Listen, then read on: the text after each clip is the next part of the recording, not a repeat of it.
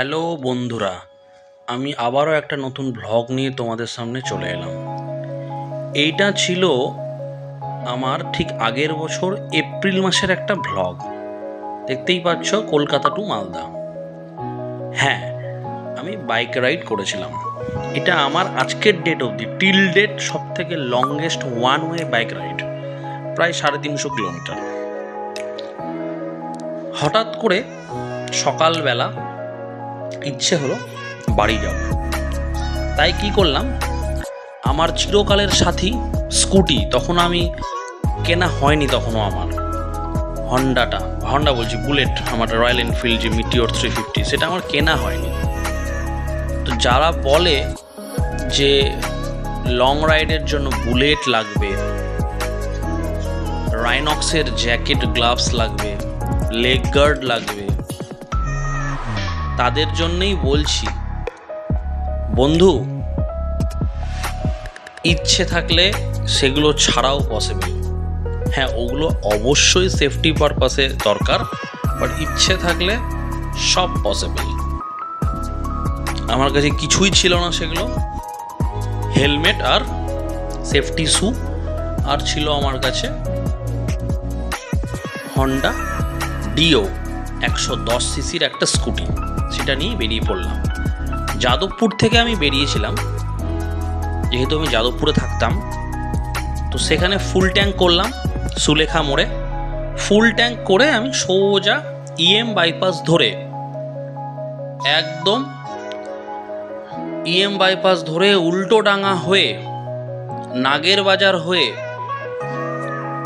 আমি সোজা যেতে থাকলাম ভিআইপির দিকে। দেখতেই পাচ্ছ এখানে কি দেখাচ্ছে, এয়ারপোর্ট, 1 নম্বর এয়ারপোর্ট, যেখানে দমদম এয়ারপোর্ট আছে, সেটা মাত্র 5 কিলোমিটার, বাগুইহাটি 2 কিলোমিটার, 16 কিলোমিটারের পরেই বারাসাত। তো এই সোজা রাস্তা ধরে ভিআইপি রোড হয়ে আমি চলতে থাকলাম। জার্নিটা দারুণই ছিল। এপ্রিল মাস 5-6 তারিখ হবে, আমি এক্স্যাক্ট ডেট মনে পড়ছে না, বাট গরম সেই লেভেলের ছিল না যে প্রচণ্ড কষ্টদায়ক একটা গরম, সেই লেভেলের ছিল না। গরম ছিল, ডেফিনেটলি গরম ছিল। তো এই সে আমার হন্ডা স্কুটি, দেখতেই পাচ্ছ তোমরা ভিডিওটাতে। 125 সিসির হলে তবুও মানতাম, মাত্র এটা 110 সিসির হন্ডা ডিও। এটা নিয়ে আমি অনেক কাজ করেছি, বিভিন্ন জায়গায়, অফিসের কাজ, নিজের পার্সোনাল কাজ, সেটা নিয়েই আমি বেরিয়ে পড়েছিলাম। হাতে কোনো গ্লাভসও ছিল না। এই যে দেখতে পাচ্ছ, আমরা দমদম এয়ারপোর্টের খুব কাছে এসে পৌঁছেছি।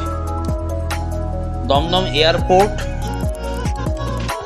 এই যে দমদম এয়ারপোর্ট, এই 1 নম্বর এয়ারপোর্ট গেট, যেখানে ডান দিকে আছে আমাদের ভারত পেট্রোলিয়ামের একটা পেট্রোলিয়াম। সেই দিন ছিল রামনবমী, দেখতেই পাচ্ছ একটা বিশাল র্যালি বেরিয়েছে। জানতাম না, তাই এখানে একটু জ্যামে আটকে গেছিলাম, নাহলে ভালোই স্মুথলি আসছিলাম। ট্রাফিকের সিগন্যাল ছাড়া কোথাও জ্যাম সেইভাবে পাইনি, বাট এখানে এসে একটু জ্যাম পেতে হলো, কারণ রামনবমীর একটা বিশাল র্যালি পাস করছিল আমাদের ডান দিক দিয়ে। সেটা একটু দেখলাম, বেশ ভালোই লাগলো। জয় শ্রীরাম বলতে বলতে আবারও আমরা এগিয়ে চললাম। জয় শ্রীরাম আমি এখনও বলছি, জয় জয় শ্রীরাম। যাই হোক, তারপর আমরা এগোতে থাকলাম বারাসাতের দিকে, মধ্যমগ্রাম বারাসাত। দমদম 1 নম্বর এয়ারপোর্টে ছোট্ট গল্প বলি। আমার কলকাতায় জীবনকালটা শুরু হয়েছিল, কলকাতায় যে জীবনকাল, সেটা শুরু হয়েছিল এই দমদম 1 নম্বর এয়ারপোর্টের ভেতরে একটা রাধানগর বলে জায়গা আছে, সেইখানে আমি আগে থাকতাম। বেশি দিন থাকিনি, 5-6 মাস থেকেছিলাম। তারপরে আমি মুভ করি মধ্যমগ্রামে, বারাসাতের মধ্যমগ্রামে।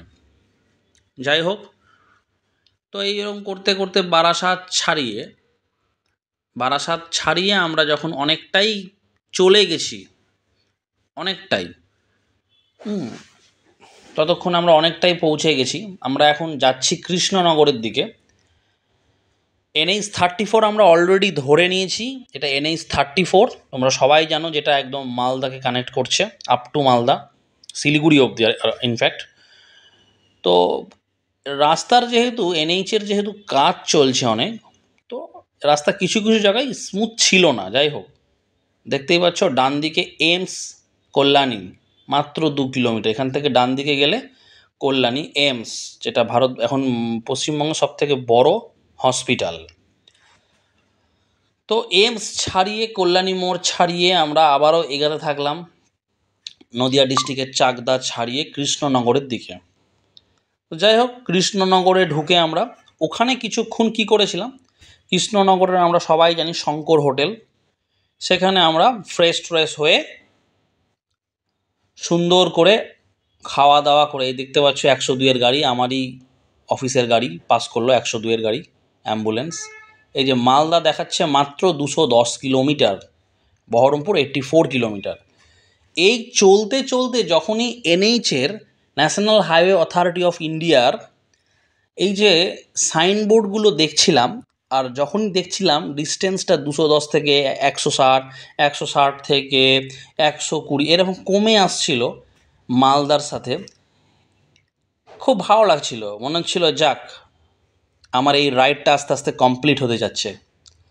ভালো জোরেই গাড়ি চালাচ্ছিলাম, তবে আমার স্কুটিতে আমার মতে তুমি ইজিলি ক্রুজ করতে পারবে, ইজিলি রাইড করতে পারবে 60 to 70 স্পিডটাকে মেনটেন করে। আমি 60 to 70 স্পিডটাকে মেনটেন করছিলাম, যেখানে যেখানে টানছিলাম সেখানে 70-তে টানছিলাম, আর না হলে ওই 60 অ্যাভারেজ রাখতাম। অ্যাভারেজ 60-তে আমি পুরোটাই 60 অ্যাভারেজেই আমি টেনেছি, রাস্তাও ফাঁকা ছিল।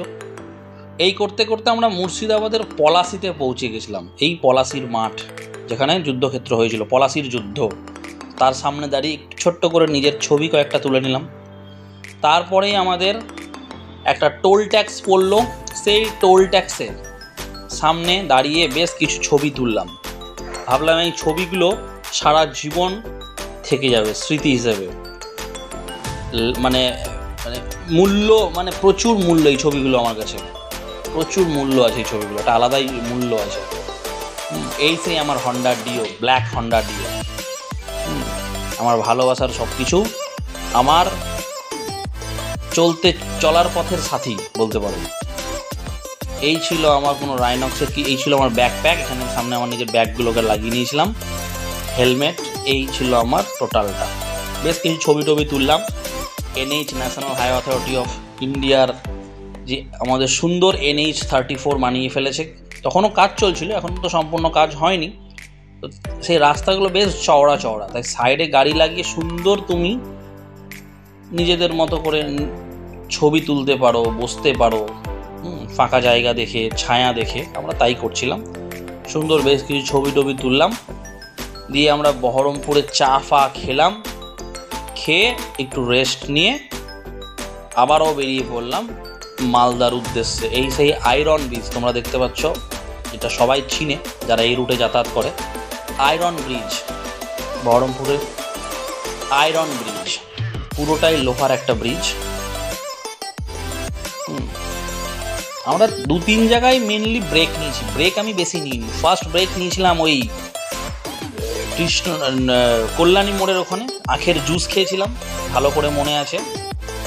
তারপরে আমি ওই তোমার এখানে নিয়েছি কৃষ্ণনগরে ভাত খেলাম দুপুরবেলা, ভাত টাত খেয়ে ওখানে একটু 40 মিনিটের মতো রেস্ট নিয়েছি।